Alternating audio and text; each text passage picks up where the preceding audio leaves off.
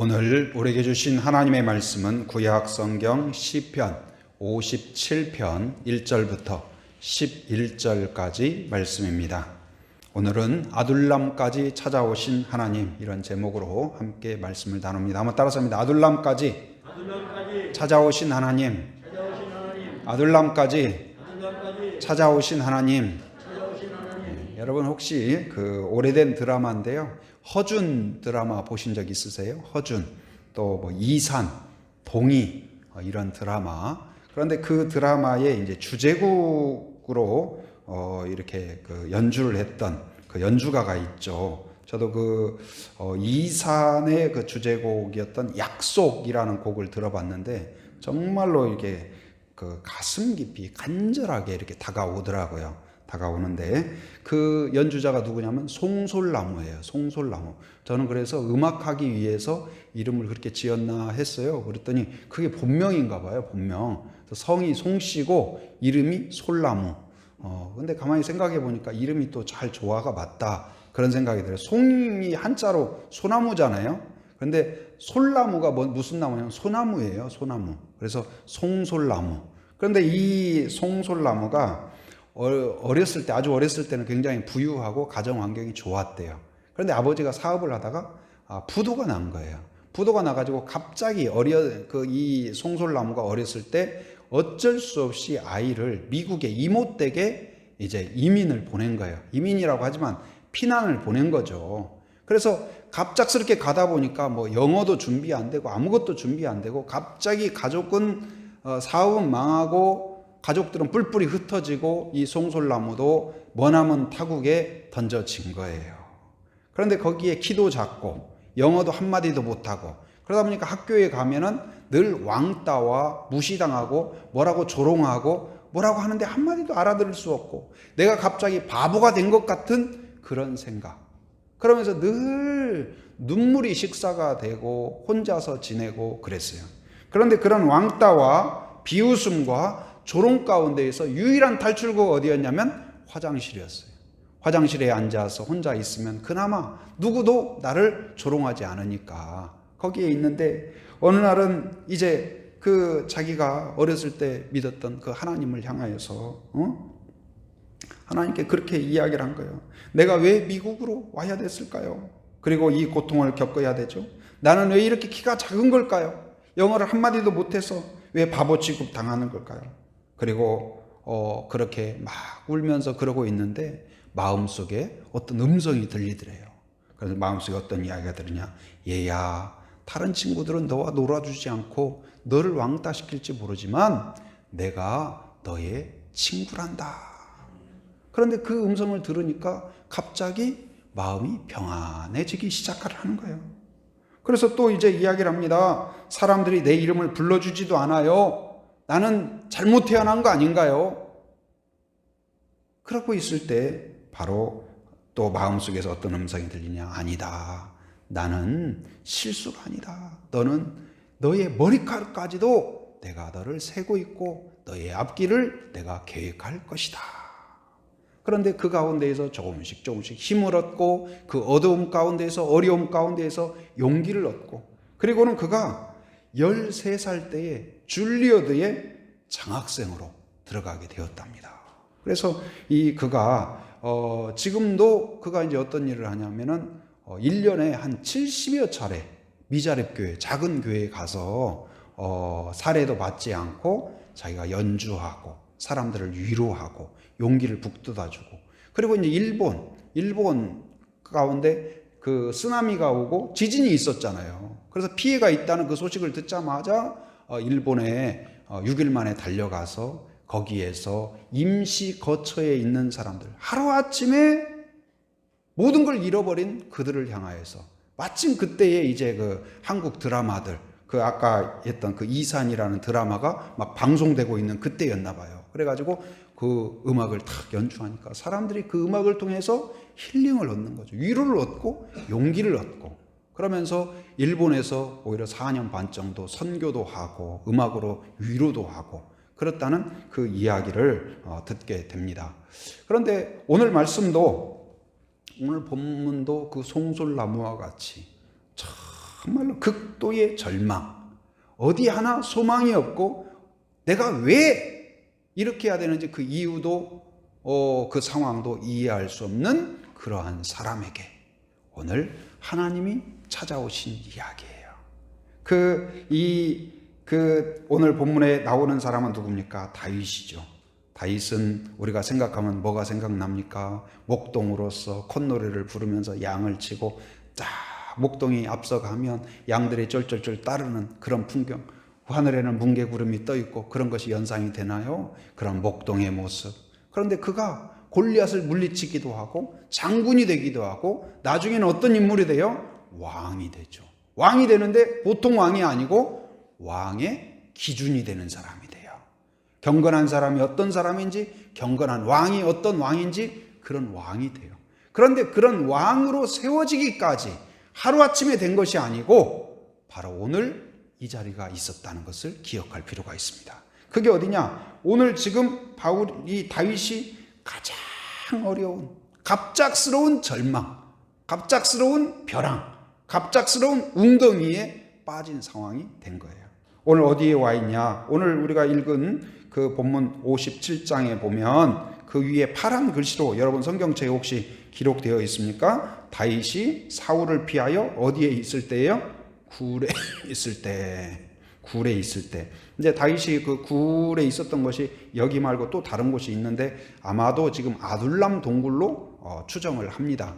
그런데 이 아둘람 동굴에 들어오게 된 계기가 어떤 거냐? 우리가 뭐 동굴 탐사하기 위해서 아니면 여행 가서 어디 우리 뭐 제주도에 오면 만장굴에 들어간다든지 그러잖아요. 근데 그렇게 탐사하기 위해서 들어간 것이 아니고 어떻게 하냐? 그 앞에 이제 이 다윗이 정말 충성스럽게 이 사울의 장군이 되어서 전쟁에서 승리를 하는 거예요. 거듭거듭 출전할 때마다 승리를 했어요. 그러니까 좋은 일이잖아요.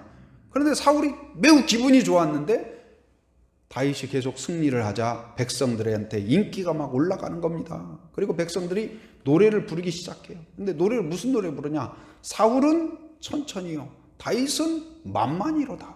많이 커요, 천이 커요. 그러니까 이 말에 백성들도 좋고 막 춤을 추면서 그러는데 기분 나쁜 사람이 딱 한 사람이 있었어요. 누구였을까요? 사울이에요. 아니, 다윗은 내 장군인 다윗은 만만이고 나는 천천히라고? 저놈을 내가 그만두면 안 되겠다 해가지고 그날부터 사울의 목표는 뭐였냐? 다윗을 없애는 거예요. 그래서 군사를 보내고 활을 쏘고 어떻게든 죽이려고 하는 순간에 그러다 보니까 하루아침에 장군에서 가장 백성들로부터 인기 있고 추앙받던 그러한 존재에서 도망자가 되었어요. 아무것도 챙기지 못하고 아무도 따르지 않고 그런 가운데 도망쳤는데 어디에 들어갔냐? 블레셋이라는 나라 적국에 들어갔어요. 피신해서.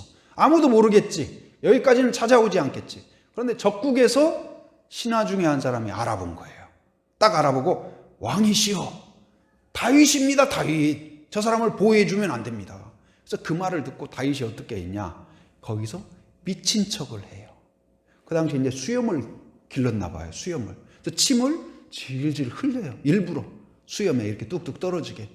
추하게 보이는 거죠, 일부러. 그리고 막 벽에 가가지고 막 벽을 긁어요.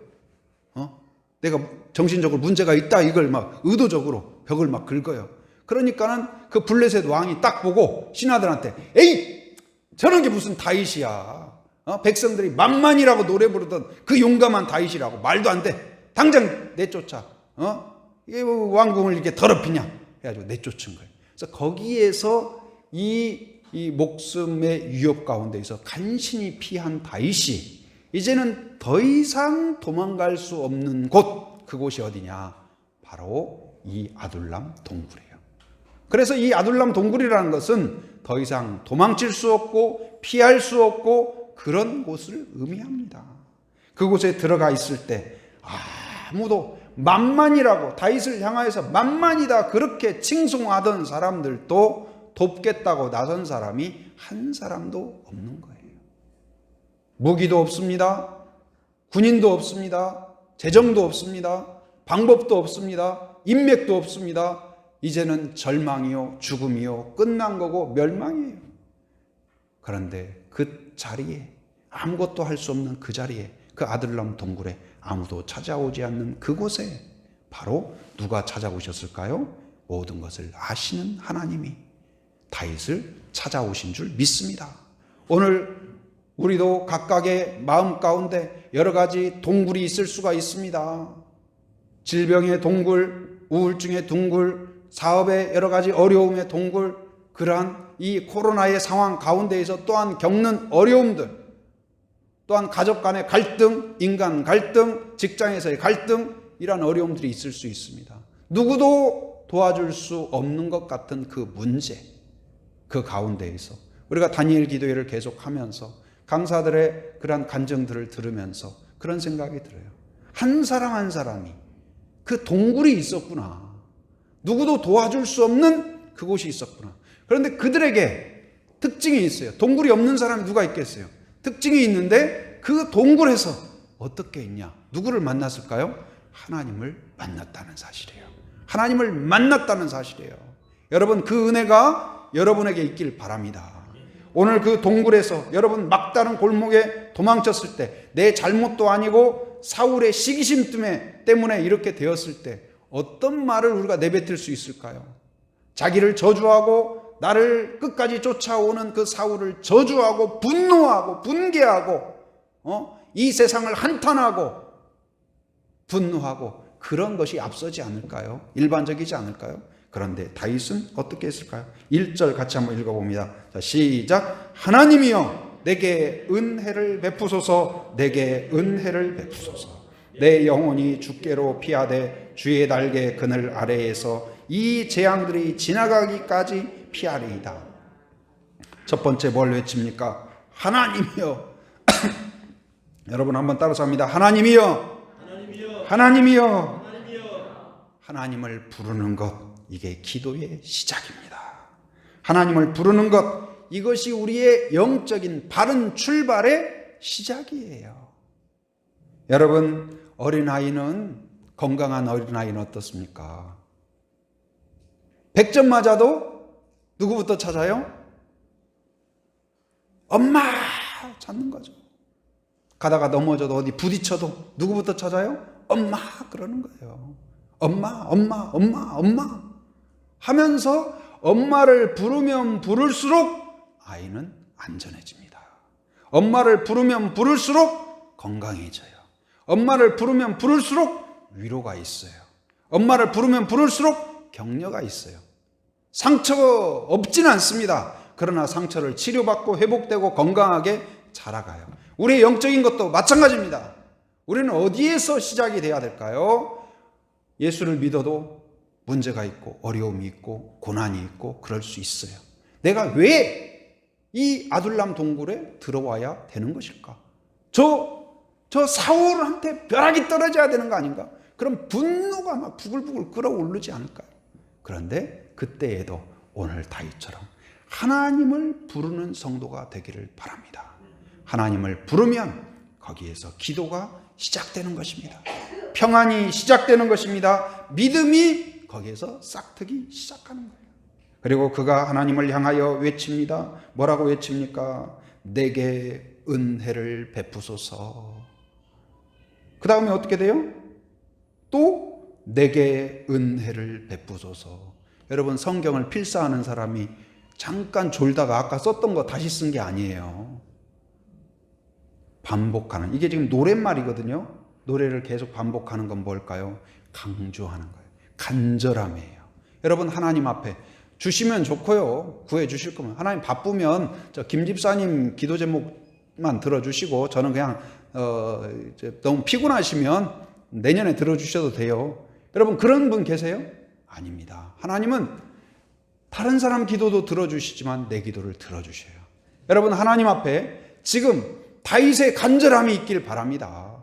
들어주셔도 되고 안 들어주셔도 되고 그게 아니에요. 하나님 외에는 길이 없습니다.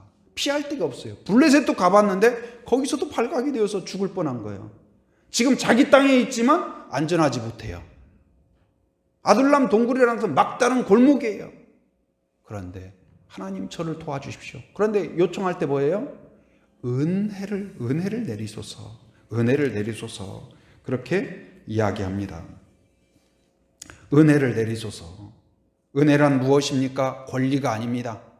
하나님을 향하여서 바로 내 권리와 내 권한이 아니라 하나님의 신실하심, 하나님의 풍성하심, 하나님의 전능하심에 근거해서 나에게 채워 주옵소서. 나에게 채워 주옵소서. 바로 이 아둘람 동굴에서 하나님을 향하여 외칩니다. 그때에 이 다윗이 그 가장 무력감, 절망감, 두려움, 염려 그곳에 있을 때 바로 그가 하나님을 부를 때 하나님을 어떻게 인식하냐. 2절에 보면 2절 한번 같이 읽어봅니다. 자, 시작. 내가 지존하신 하나님께 부르짖으며 곧 나를 위하여 모든 것을 이루시는 하나님께로다. 우리는 하나님께 기도를 하되 어떻게 기도해야 될까요? 하나님을 부르는 것이 시작이고 그리고 하나님이 어떤 분인가를 아는 것이 중요해요. 하나님이 어떤 분으로 지금 다윗이 고백합니까? 지존하신 하나님. 한번 따라서 합니다. 지존하신 하나님. 지존하신 하나님. 네, 지존하신 하나님이란 뭘까요? 초월적인 하나님이에요.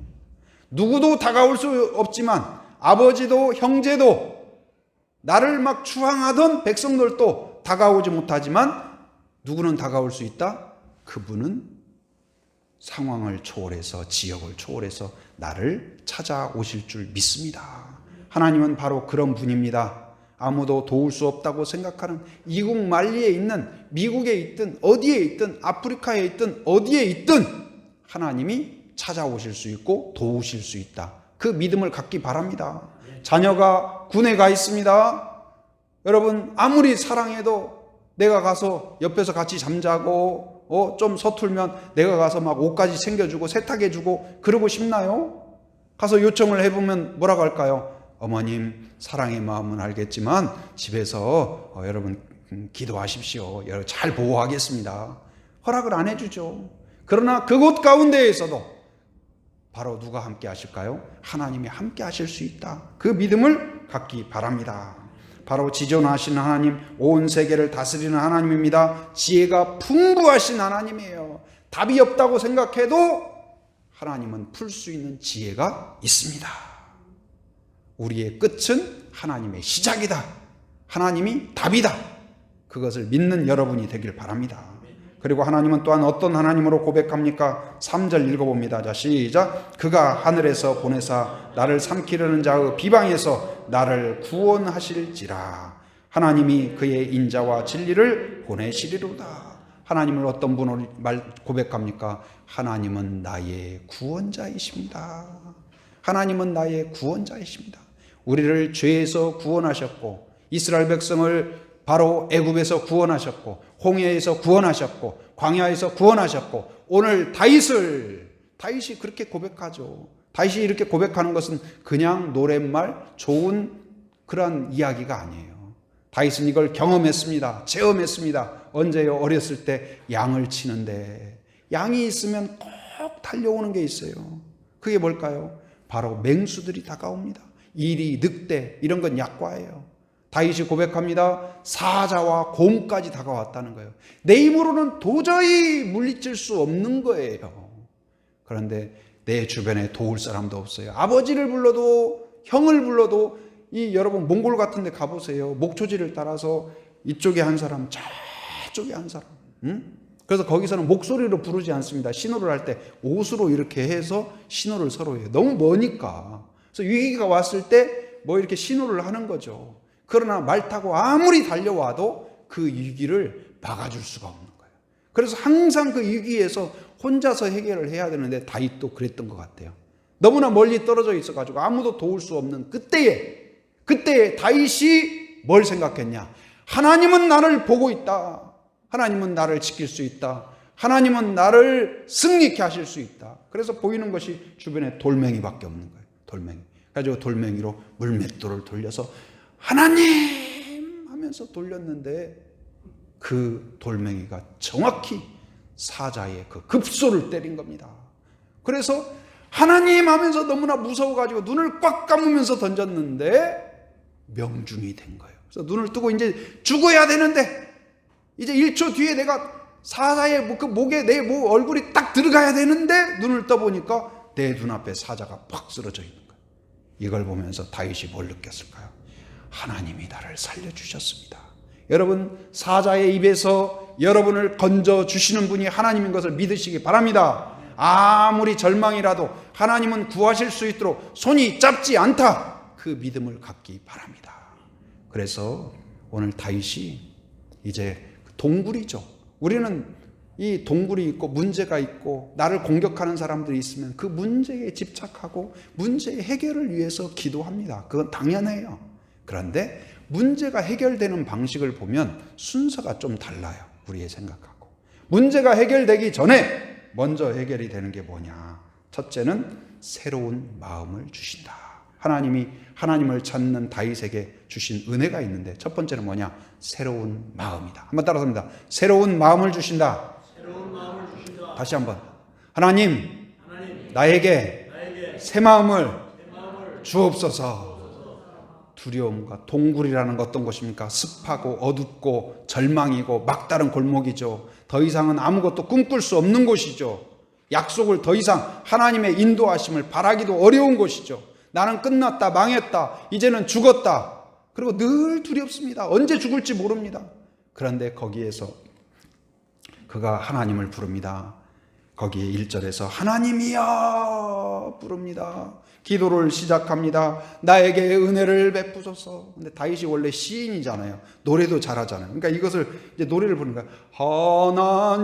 하나님이여, 이렇게 했는지 다르게 했는지 모르겠어요. 그리고 나에게 은혜를 베푸소서, 이렇게 했을 수도 있고, 여러분도 마음대로 불러도 돼요. 저도 가끔 제가 작사 작곡 해가지고 막 부릅니다. 다시 부르라고 하면 못 부르는 노래, 한 번뿐인 노래. 그런데 누가 들으셨어요? 하나님이 들으셨어요. 여러분, 그 노래가 굉장히 좋아요. 제가 불러보니까 굉장히 은혜가 되더라고요. 때로는 그냥 제 안에 막 마음에 주시는 대로 하나님을 찬송하고 기도하고. 그런데 그러다 보니까 문제가 아직 해결되지 않았어요. 사울의 공격은 여전해요. 두려움도 여전해요. 습한 것도 여전해요. 어두운 것도 동일해요. 그런데 바뀐 게 있어요. 다윗의 마음이 바뀌었어요. 뭐 어떻게 바뀌었을까요? 1절에 뭐라고 고백하는지를 보세요. 놀랍습니다. 내 영혼이 주께 피하되, 누구에게 피했어요? 하나님께 피했습니다.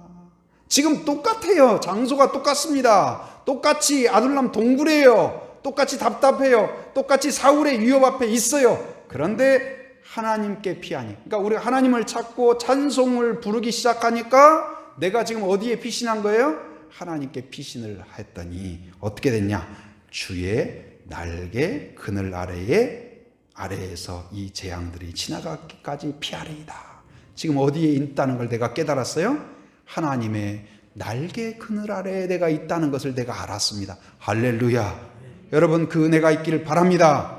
여러분만 혼자 있지 않습니다. 하나님의 오른손이 여러분의 가정을 지키십니다. 여러분의 몸을 지키십니다. 여러분과 함께 하십니다. 여러분 자녀와 함께 하십니다. 그걸 느낄 수 있길 바랍니다. 근데 그 영안이 언제 열리냐? 하나님을 부를 때 열린다니까요. 하나님을 찬송할 때 열린다니까요. 이게 열쇠예요. 하나님, 이게 새로운 시작의 열쇠입니다. 여러분, 그래서 야곱 아시죠? 야곱. 꾀가 많은데 꾀 때문에 고생을 엄청 하는 그 야곱이 창세기 28장에 보면 어떤 내용이 뭐냐면, 야곱이 이제 그러죠. 차자인데 이제 둘째 아들인데 그 형 에서의 장자권을 뺏기 위해서 팥죽으로 장자권을 뺐잖아요. 그리고 이삭 아버지한테 축복을 받고 싶은데 못 받아요. 그런데 이제 어느 날 아버지가 축복을 준다고 하니까 어머니 리브가하고 결탁을 해서 모자 사기단이죠. 아버지를 속인 거예요. 속여가지고 축복을 받았어요.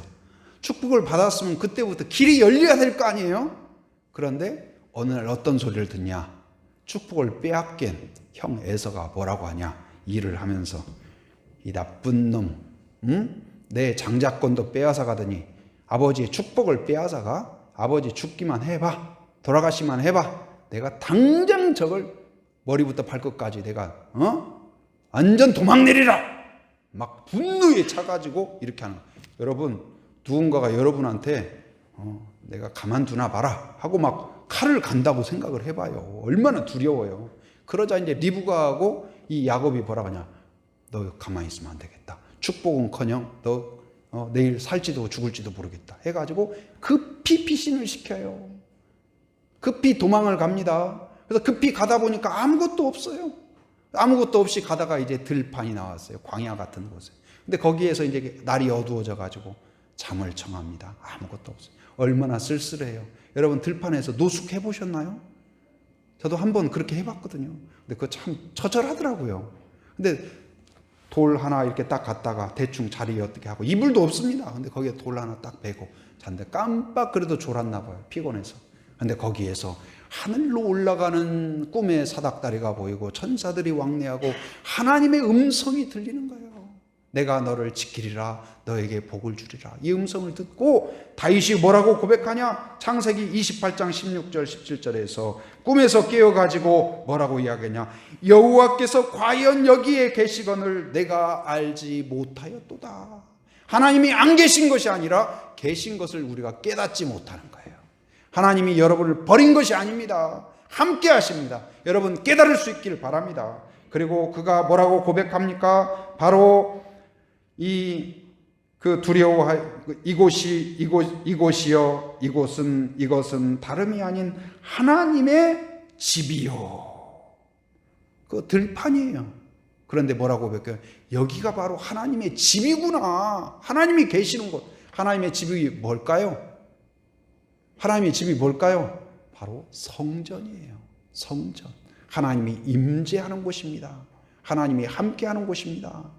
바로 이 야곱은 도망자였고 절망이었고 축복은커녕 끝났다고 생각했는데 거기에서 하나님의 음성을 듣고 하나님의 긍휼하심을 듣고 거기에서 하나님의 집이라는 걸 깨달아요. 하나님의 손길을 깨달아요. 여러분, 바로 그 은혜가 있길 바랍니다. 우리는 문제 해결보다도 우리의 마음의 해결이 필요해요. 우리의 두려움과 염려와 근심과 절망과 한숨과 시기와 분노, 이것에서 이제 하나님의 위로와 격려와 은혜의 마음으로 여러분 채워지기를 바랍니다. 그래서 새 마음을 주신다. 함께 따라합니다. 나에게 새 마음을 주십니다. 그리고 두 번째는 뭘 주셨냐? 새로운 공동체를 만들어 주셨어요. 새로운 공동체. 한번 따라합니다. 새로운 공동체를 주신다.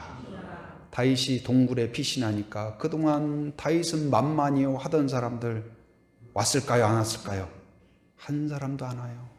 왜 그랬을까요? 사울이 명령을 내렸거든요.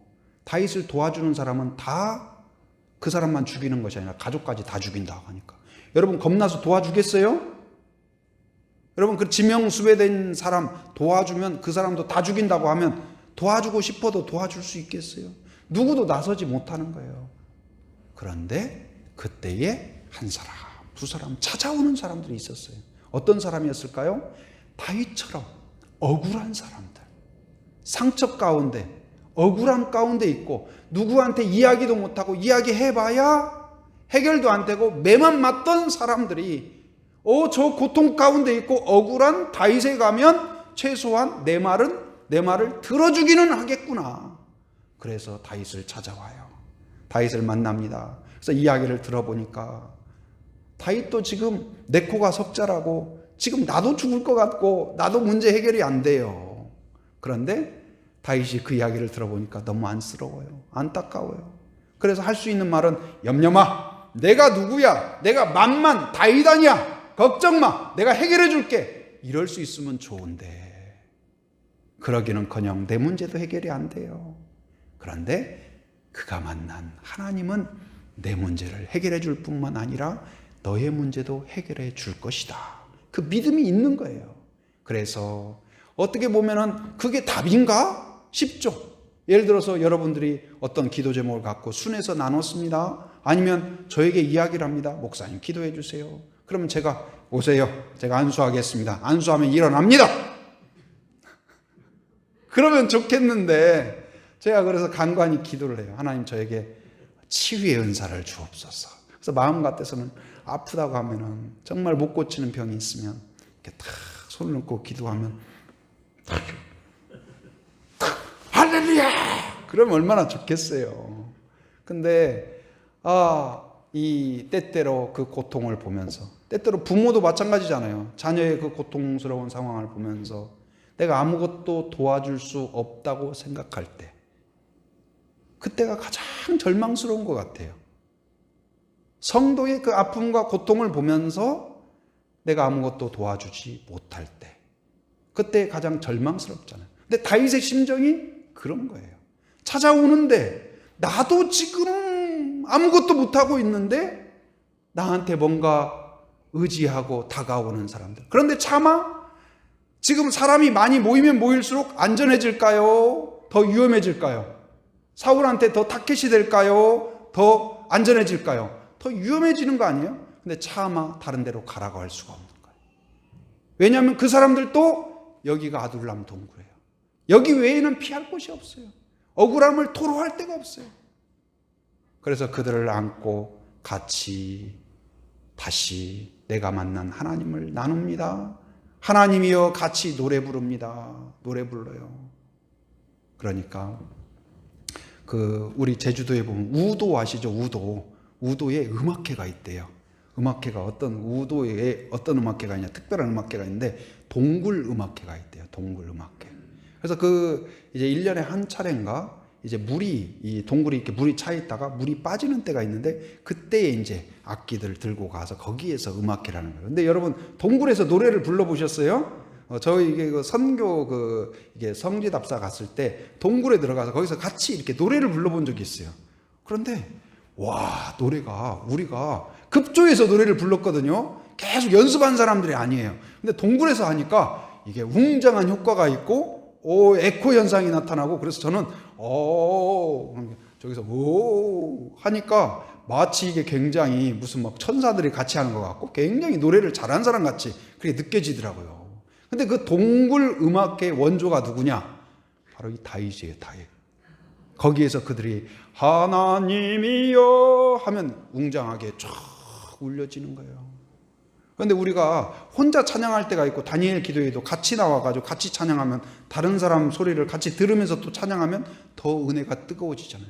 그런데 그들이 거기에서 그렇게 하나님을 찬양하면서 하나님의 은혜를 같이 보고, 여기가 하나님의 집이구나, 영안이 열리고 마음이 새로워지고, 그러면서 어떻게 될까요? 그들은 어쩌면 버려진 존재요, 무시당하는 존재요, 멸망하는 존재요, 그런 가장 연약한 사람들인데 그들 안에 하나님이 임재하고 임재를 느끼고 하나님의 치유를 경험하고 하나님과 함께 하니까 그들이 어떻게 되었을까요? 나중에 다윗이 왕궁을 세울 때 가장 밑거름이 된 사람들이 그 사람들이에요. 할렐루야. 하나님은 위대한 사람을 뽑아서 위대한 일을 이루는 게 아니에요. 돌멩이와 같이 이 다윗이 물맷돌을 돌렸을 때 그 돌멩이잖아요. 그런데 그것이 사울을 쓰러뜨리는 역사를 이루고, 다윗이 지금 돌멩이와 같이 쓸모없는 존재가 되었어요. 아둘람 동굴에 들어온 사람들이 다 돌멩이같이 쓸모없는 존재 같아요.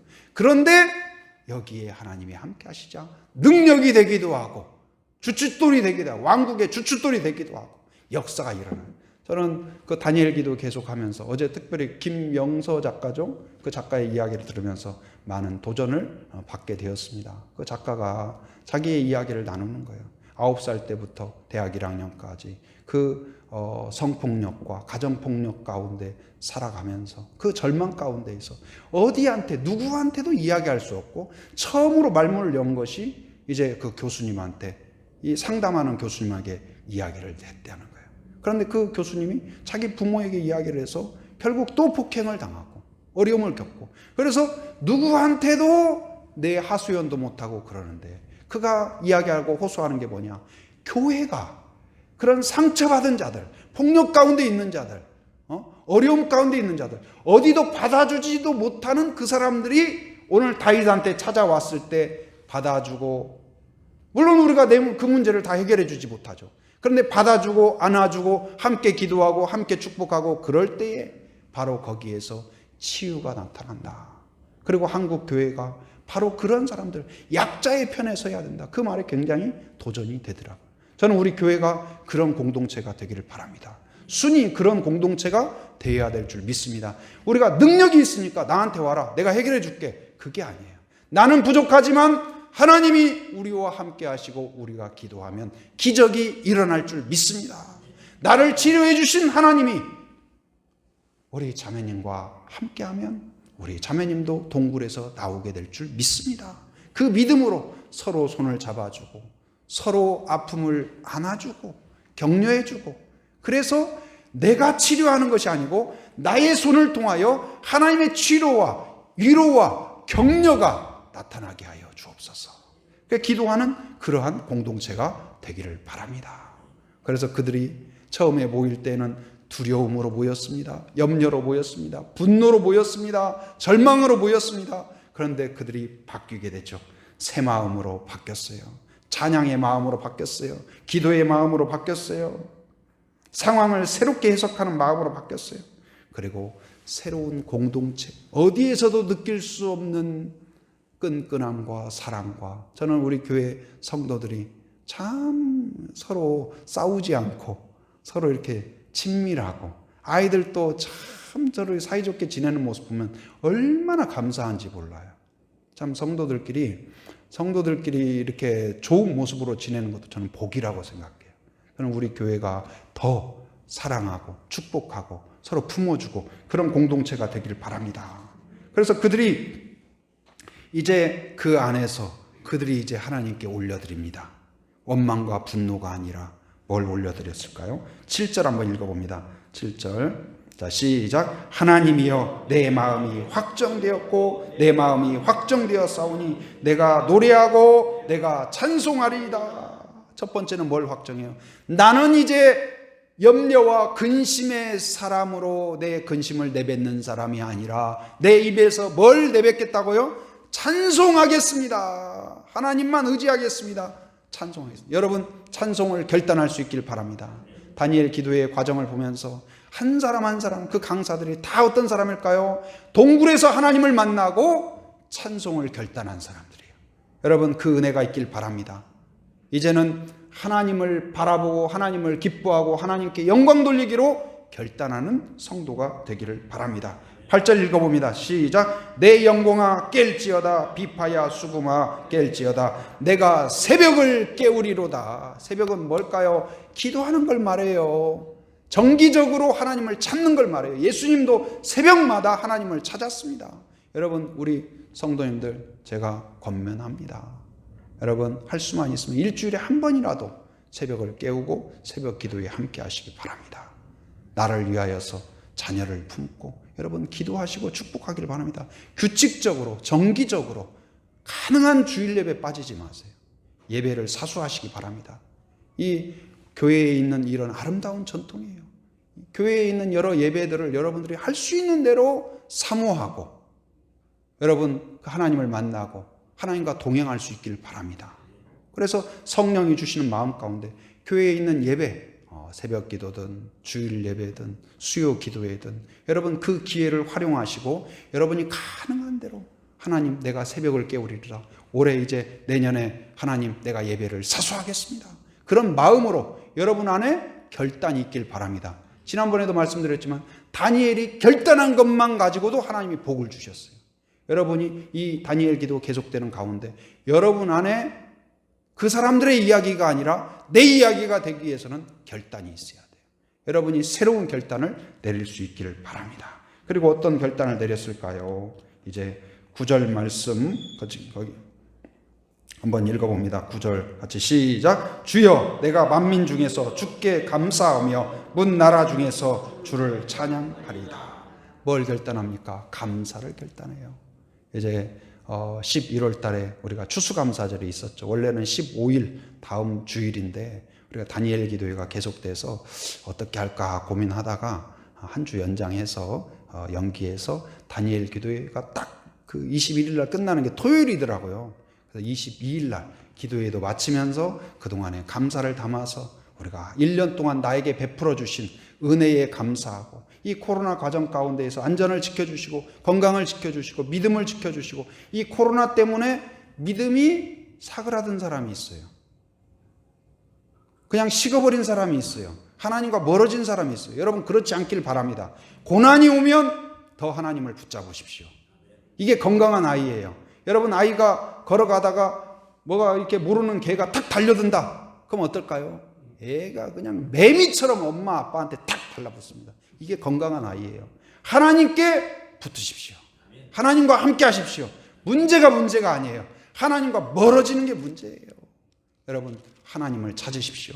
내가 하나님을 찾기로 결단하시고 하나님을 찬송하기로 결단하고 이제부터는 내가 원망하지 않겠습니다. 나한테 왜 이런 일이 일어났냐고 내가 불평하지 않겠습니다. 감사하겠습니다. 하나님의 계획이 있는 줄 믿습니다. 뜻이 있는 줄 믿습니다. 답이 있는 줄 믿습니다. 해결이 있는 줄 믿습니다. 미리 감사. 제가 미리 감사라고 그래요. 하나님 제가 미리 감사했습니다. 이제 해결은 이제 하나님이 하시고 제가 미리 밥값 내놓으면 나중에 가서 먹으면 되잖아요. 그렇듯이 여러분이 미리 감사해 놓으세요. 자녀를 향하여서도 하나님이 지켜주실 줄 믿습니다 하고 미리 감사하세요.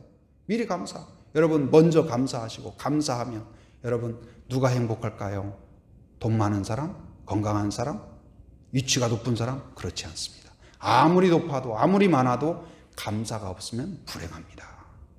왜 우리에게 범사에 감사를 할까요? 우리를 행복하게 하기 위함인 것을 믿으시기 바랍니다. 오늘 여러분 이 시간 같이 이 오늘 말씀을 우리가 들었습니다. 아둘람 동굴까지 찾아오신 하나님이 나에게도 찾아오실 줄 믿습니다. 그 믿음으로 오늘 다윗과 그 공동체가 결단한 것처럼 새 마음을 주셨고 새로운 공동체를 만들어주신 하나님 앞에 그들이 찬송을 결단하고 기도를 결단하고 감사를 결단했듯이 하나님 앞에 결단으로 서는 여러분이 되기를 주님의 이름으로 축원합니다.